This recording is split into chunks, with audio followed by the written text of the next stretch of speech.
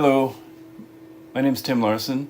I'm a comic book artist, and I'm going to demonstrate to all of you out there how to take an inked page and get it prepped and ready for coloring using the methods that are available in Adobe Photoshop.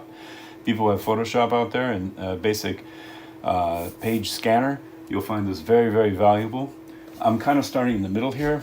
I'm not really going from zero to step one, step two, step three. This is assuming you got a page that's inked and ready to go. I'll be doing other tutorials as the weeks will go by, but I think this is a good point to just catch me in the middle of doing something and show it to you how my process is using very simple, basic materials, basic techniques. This is just simply Bristol board.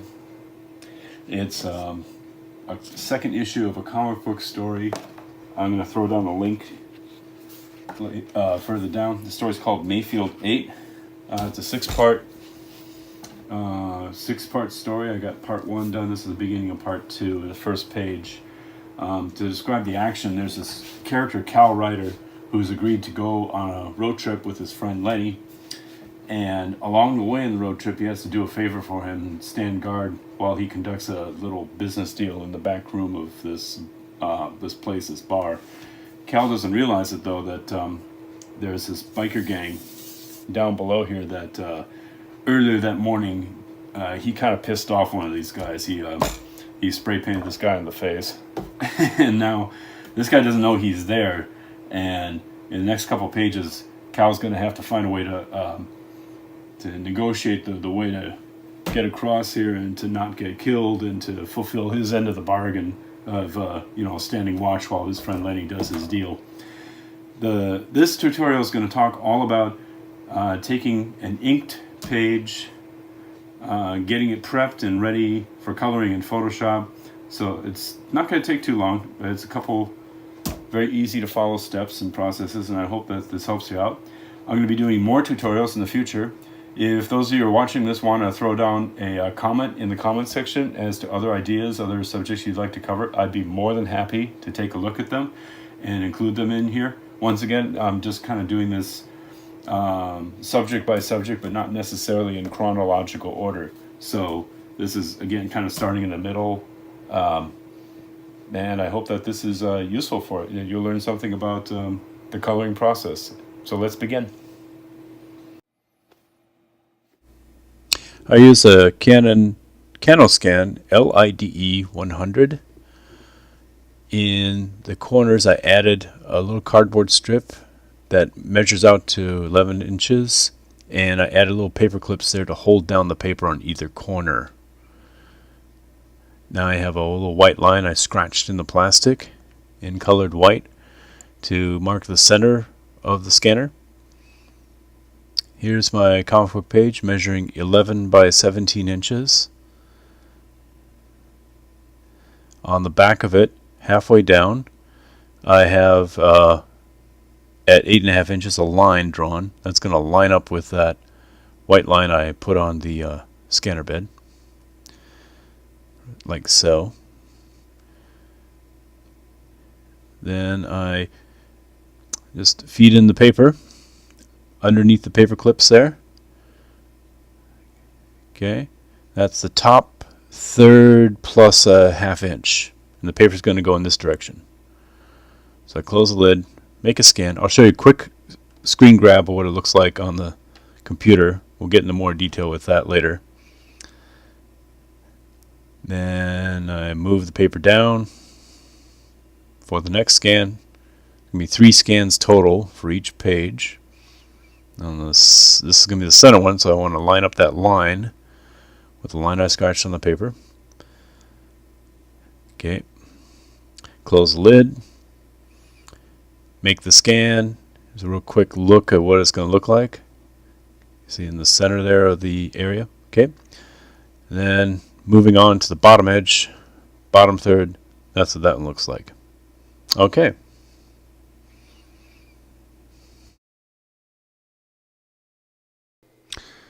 Okay, here I am showing you the basics on how to scan a comic book page, in this case an inked page. You can also do this with a penciled page.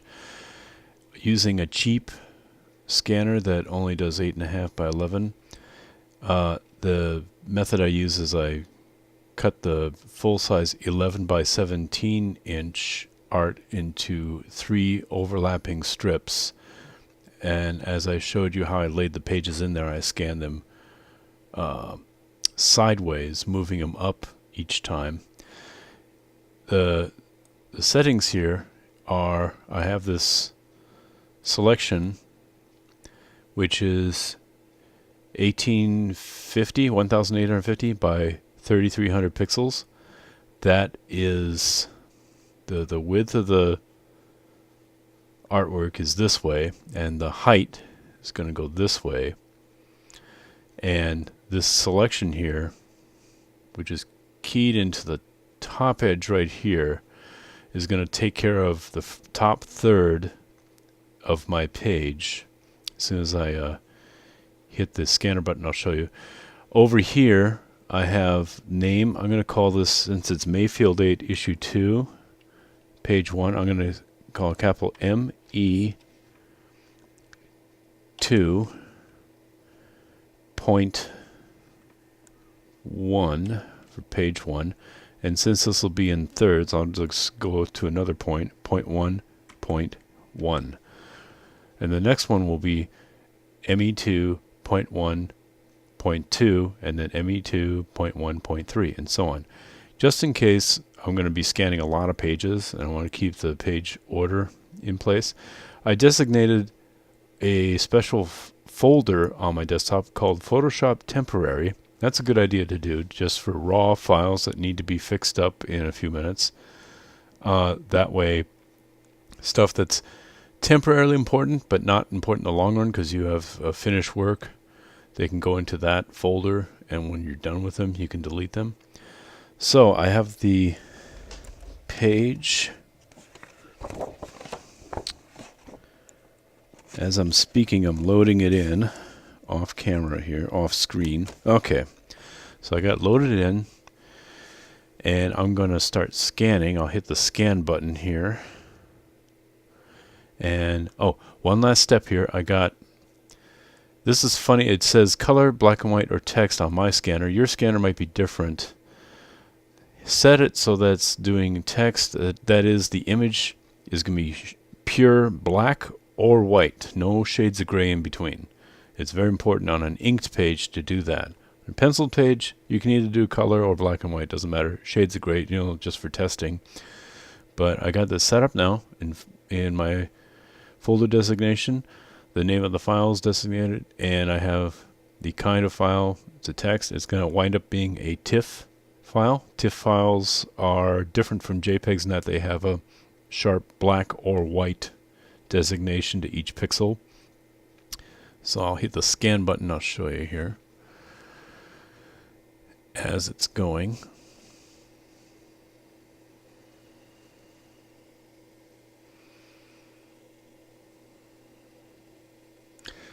On my scanner, it does not show you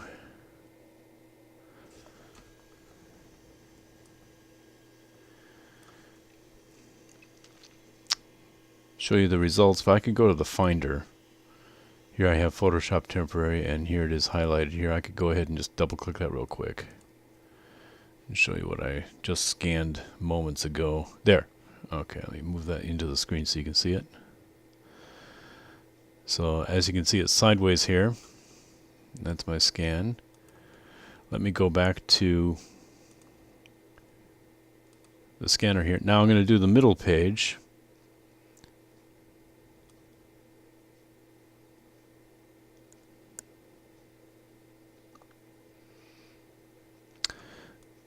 For the middle page, we move the selection to the middle. Take the artwork, move that to the middle so that the line on the back of the page is lining up to the center of the scanner. I'll scan that one now.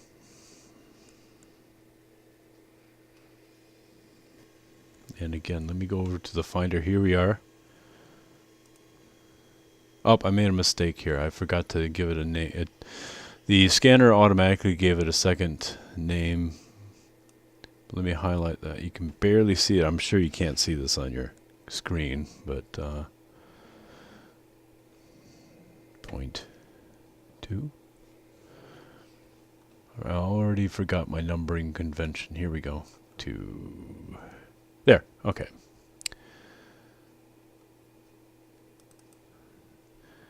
There. Okay, let me move that in. Now we're into the middle third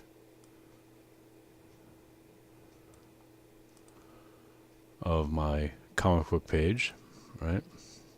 Now let's go back to this thing. Now I'm going to move the selection over to the right and pull that page now down to the bottom,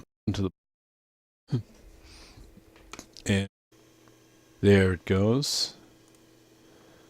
ME2.1.3,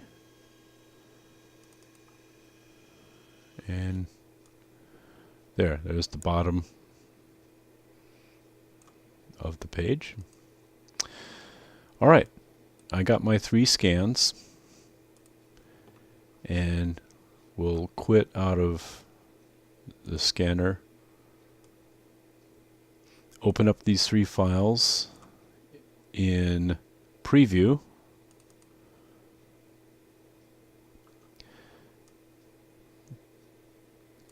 See if I can make this smaller so you can see it in the window. Here we go.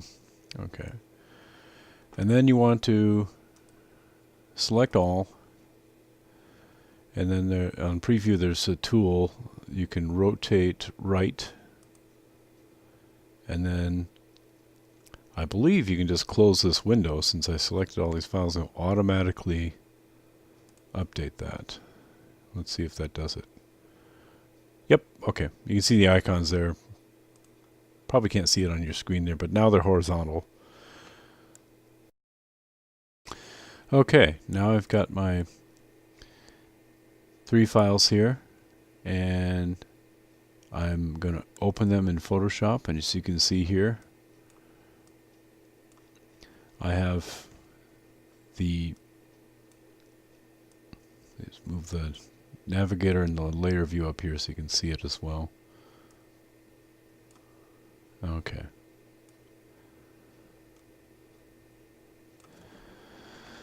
For the sake of the video, I'm kind of condensing everything that you see. Not really using the full screen of my computer. But here's the middle scan. There's the top page. There's the bottom page. And what I'm going to do is take these 3 open files here. You go to Automate, Photo Merge, way at the bottom here. And then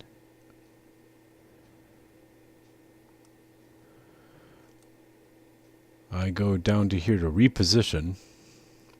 So I'm not doing any visual special effects to them. I just want to mosaic it and put it together.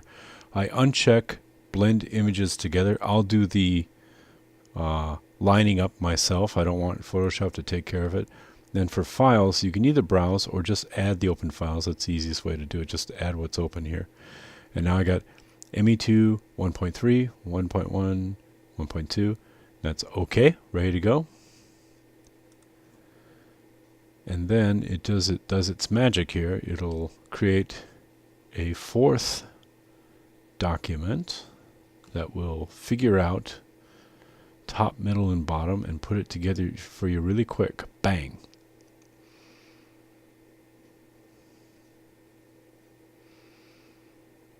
And there we go.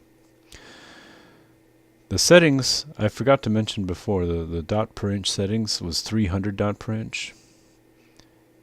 Originally on the scan, I think that was one little detail I left out. Right away, right off the bat, what I like to do is downsize this image so it's easier, smaller file to work with. And I figured it out a while ago that an 11 by 17 page brought down to a 6 5/8 by 10 1/4, it's about the size of a comic book page. That's 60%. So I'll change the size from, I'll choose percent, okay? And then I have that lock tool that locks everything, makes it proportional. So we'll just go boom, boom, make it 60%. Okay. And then the next step is I want to make it a little bigger on the outside here. We'll give it a little bit of a border here so we can play with it. Canvas size. And this is where you can add, I'll make this in inches. So we'll just add like 2 inches either way. And I believe that will split that up so it's about 1 inch all around. There we go. That's a nice, good proportion to work with. So we'll shut off the bottom layer. Actually, I'll move the bottom layer to where it goes on the bottom. Then we got the top layer in the middle. The settings here, I have normal. If you change normal into multiply, anything that's white will become transparent. So let me zoom in here. Zoom in even more. And then with the move tool, I'll move this file. See how as I'm moving around, you see how it's lining up. It lines up really good in some spots, not so good in others. So we'll line up this left edge, and then moving along here, you can see right away it gets way out of whack here. So the tool you want to use here, you want to take this layer and move it so it's more lined up. So you go to transform under edit, transform, and skew works really good. You can also do distort, but skew, it just moves one side up and down. You can see how I grab it here and I'm moving the top layer, getting it to line pretty good as I'm moving along here. It looks really good. Now let's change that top layer from multiply back to normal and see again what it looks like. We hit the return key. It's pretty good. The bottom edge got a little bit out of whack. Let's try skewing again. Edit, transform, skew. Maybe we'll try a little more so that lines up better. Okay.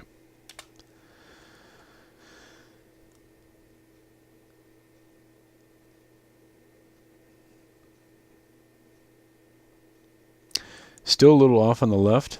Let's try it again. Transform. We'll go to scale. That's another one you can try. We're going to actually stretch that bottom a tiny bit. And now let's take a look at it here. Yes, that's really lined up well. Okay, now we're happy with the top 2 layers here. Okay, top third, bottom third, and then we'll merge them.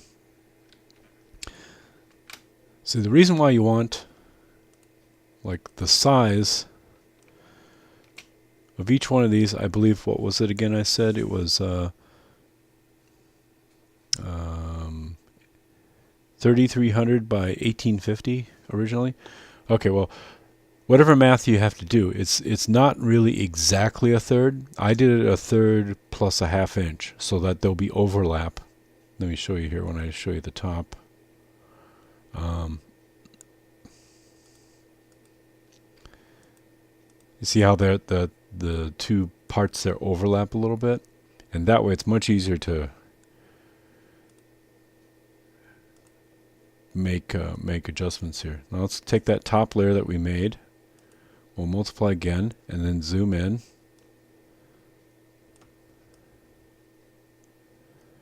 Now if all those people can run out and get a scanner that has the full size capability, this whole thing you don't need to do, of course, but for people on a budget like me, this is really a neat tool, a neat way to get pages going.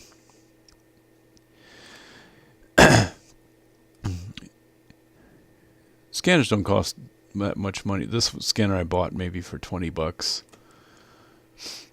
Okay, so you see how it's out of whack up here. Again, we'll take File, Transform.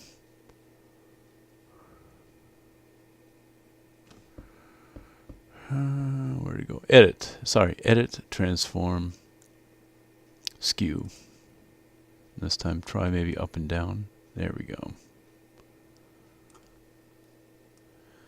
That top layer is in multiply, which means white is going to be transparent, which means if there's any discrepancies, you'll see it. Okay, let's hit the return key. That looks good. Now let's move it back to normal. Well, again, it's a tiny bit. Edit, transform.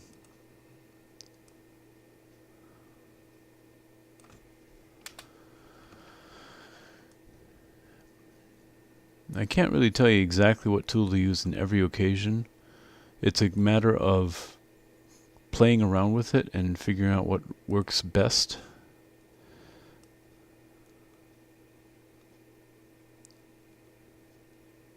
Okay. Good.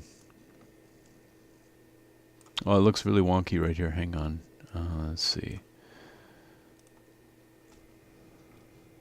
See if I nudge it to the right, maybe. One nudge. Okay. And like I said, it's just a matter of getting things lined up well enough. Good. So now I hit merge all layers. With on the Mac, it's Shift Command E. Okay, now let's go Command 0. Now that's the whole page. We have that ready, but it's not the right size exactly. It isn't the proper form. The edges here match up in terms of its own document. I need this to be consistent with all the other documents. So what I've done is I saved in my tool box here. I have a template. I call it Comic Template Photoshop. Okay, and what I'll do is here I'll just go File, Place, and right back where I was here in the comic book tools, comic book template. There we go. Place. And then just hit the return key because you're not changing it. You're going to have this in there temporary. The way I have this set up, let me shut off the other one. This is transparent so you can see through it, and it's got a blank inside, and the inside is set up the right size I want, and the outside is set up the right size I want, and I'll be using this on every single page. I'll show you what you do. You go in, you're going to manipulate this bottom layer here, the one you just built up and started scanning. And the first thing I do is I see the corner here, and I'll take the move tool and I'll move the page so it's there. And then I'll go to the next corner. Let's take a look there. It's pretty good. We're pretty lined up. Now let's go down. You see how it's getting off track here. Really off track, way off track. I want this corner to match up to there.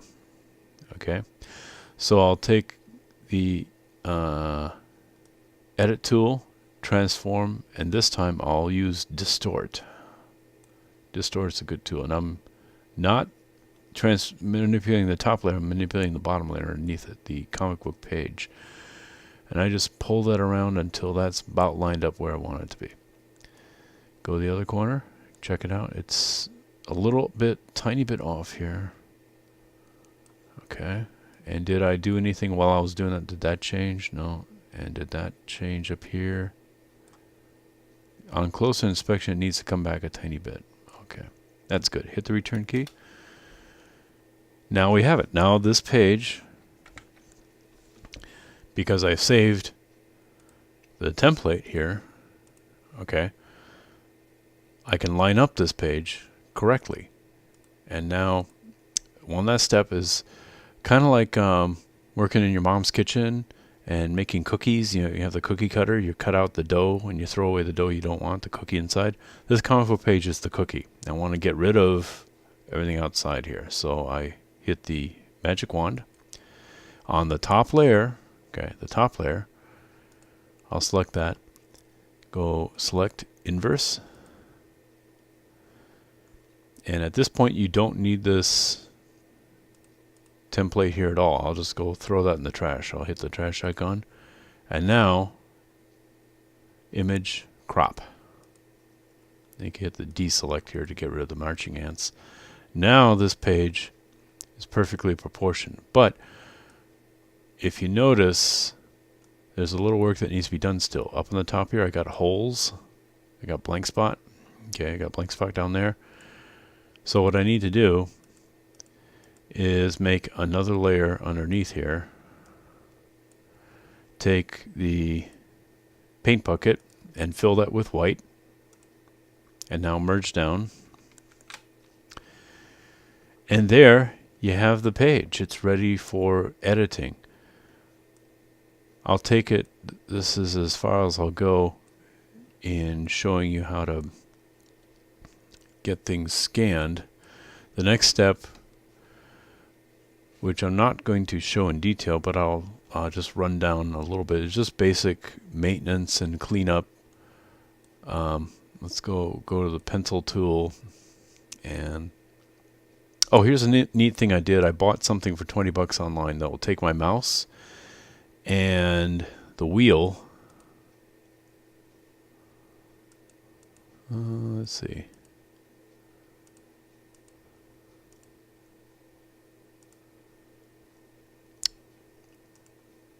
Here we go. Okay, I gotta click that to show it. I turned it on. Wheel up is the left bracket, wheel down is the right bracket. It just so happens the paintbrush tools in Photoshop are larger brush, smaller brush, left bracket, right bracket. So I have this turned on and I'm manipulating the wheel on my tool. And see what's happening here. You see, I'll undo that, but it's a really neat addition to the mouse where I can go in and clean things up. If you're familiar with how to operate the paintbrush, like I have it set up here and I hold down the shift key and it does a, here I'll make a black line just to show you. I got my tool here, I hold down the shift key, it makes a straight line. Let's go to white here and get rid of this. This is all dirt and crap and eraser marks. If you make the brush size big and hold down the shift key, you can run along the edge, boom, up, and hold down the space bar, bring that page back. Maybe get it really close but not touching quite. Using white, hold down the shift key again and begin moving down. There we go.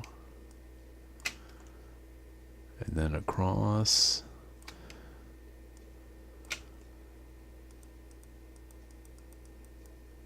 Okay. A little bit extra dirt and junk here in the inking lines. Now you gotta be careful. Sometimes you'll take out material you don't want to remove, like this line up here, so I'll start right here. Holding down the shift key, pulling down on my mouse a little bit. There we go. And then a custom edge in here. There. Also, you can click one point and hold down the shift key and it'll be like a connect the dots. So go boom across, straight across there. So I just basically go around and do some cleanup. We'll go on to the next step after I've finished all the cleanup here.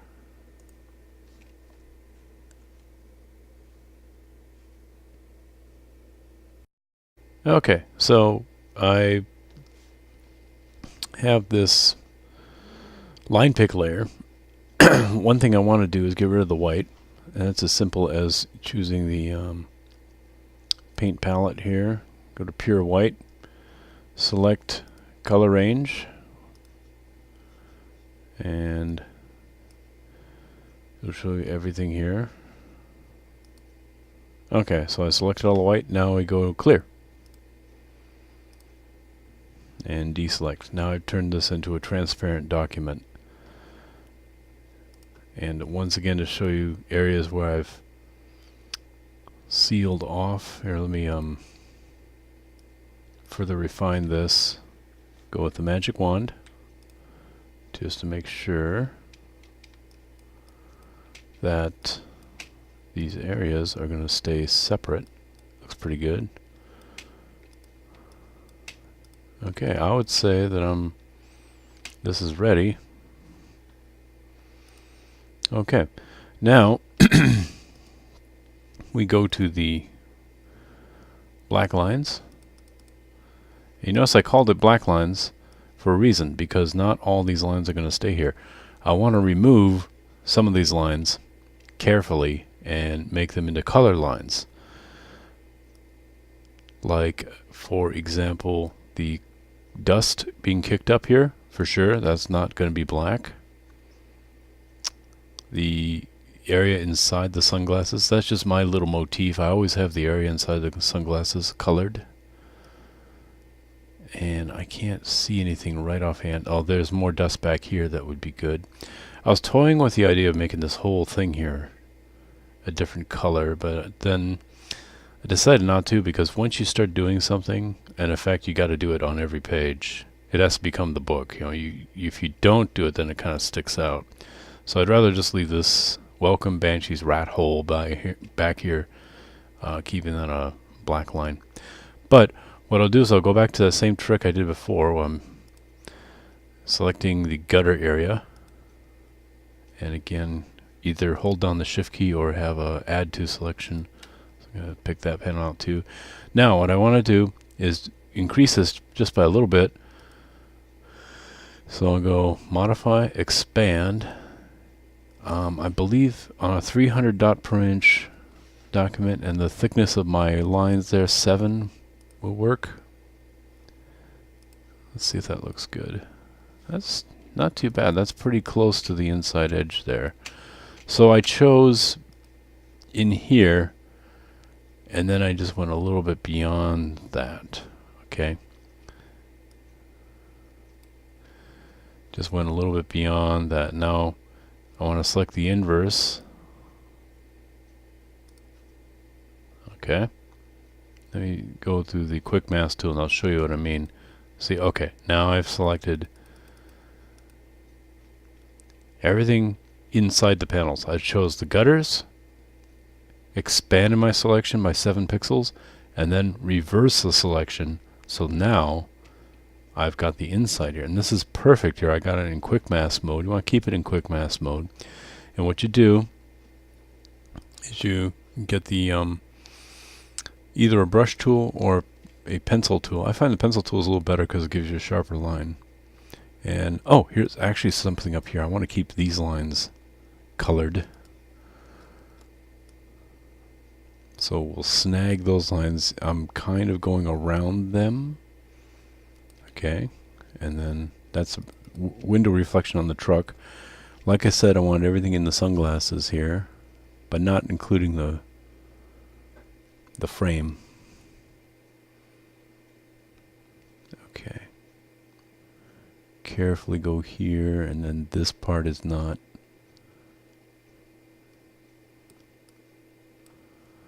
And then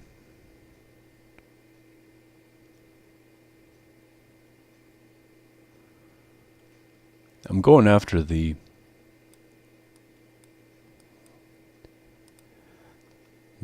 black inked lines. Oh, the sweat drops. I almost forgot. Sweat drops.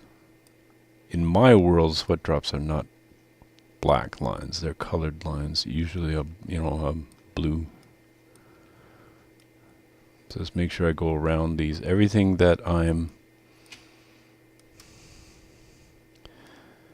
going around, I'm going to save and turn into the colored lines layer. That looks good there. It's good to just go slow and to be real thorough. You can always speed things up. Oh, if I make a mistake, there, I hit the X button. It toggles between white and black.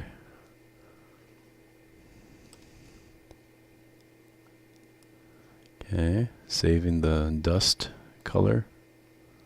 But not the ground and not the rocks. Those will still be black lines. Just the dust.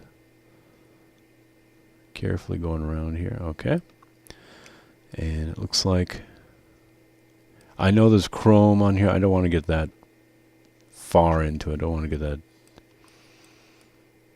you know, that anal. There's the dirt here. I think I'll leave that dirt alone. Just dust. Anything that's definitely like the cloud shape would define dust for me. So we'll have all these lines that are edges of the dust cloud. Let's have that not black. We'll go around. Okay. Oh, these wiggle lines here. Sometimes it's a good idea not to have these black if you have a dark panel. If the background's going to be dark, if it's set at nighttime, maybe you want those to be, you know, a light color, like light blue or white or something that, or light gray that contrasts nicely. That's something to think about.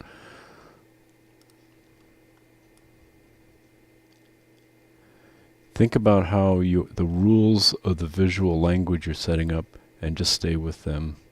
Stay with those rules, and you'll be fine. Okay, so I got a little bit there, a little bit there.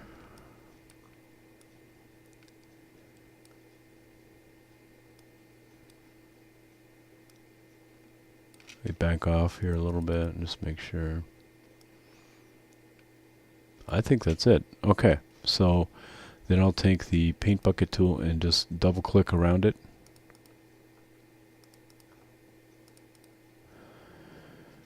And again, go in and double check here. Make sure everything up. Yeah, you can really get nice and tightly defined here. Toggling back and forth, sometimes the white works better, sometimes the black works better. Okay. You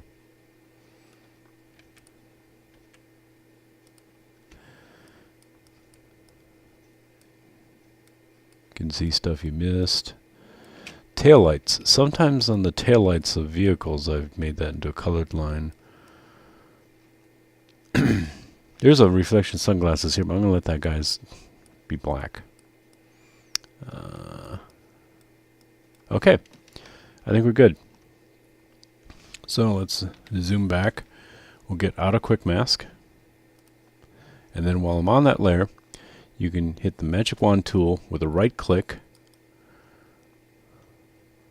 on here. There we go. I see it on the screen here. It was off screen earlier. Layer via cut. Boom. Now let's shut off the other layers and I'll show you what I did there. See? Isn't that cool?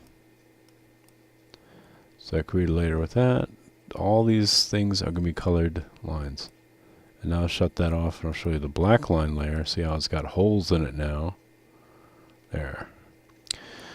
And then for neatness sake, I want to fill all that stuff in, so I create a new layer. Fill that in with the paint bucket tool. Let's duplicate that layer because we'll need it for the other colored lines. Alright, so I got the colored lines. It's called layer 1 right now, and the white area is layer 2 copy. We'll just merge down. We'll give this its name, colored lines.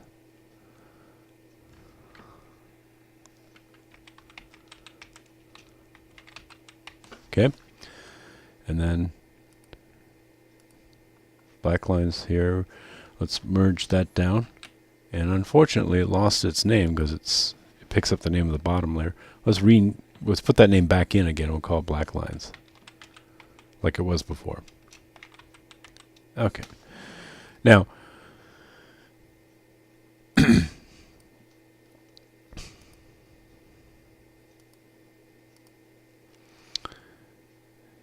we have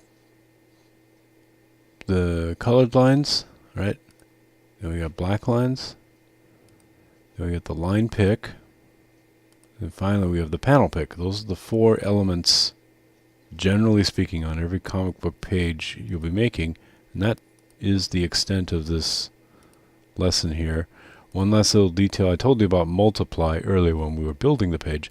You can always set the color lines to multiply if you want to see what it looks like. It'll turn all the white into transparent. And boom, there you go. It's as if it hasn't been separated. You can still see it there, although see it's still there. The next step would be taking these layers, moving them around, and creating a file that's for preliminary coloring, and then one that's for the flatting to separate areas to be ready for coloring. Hope you've enjoyed this, and stay tuned for the next one.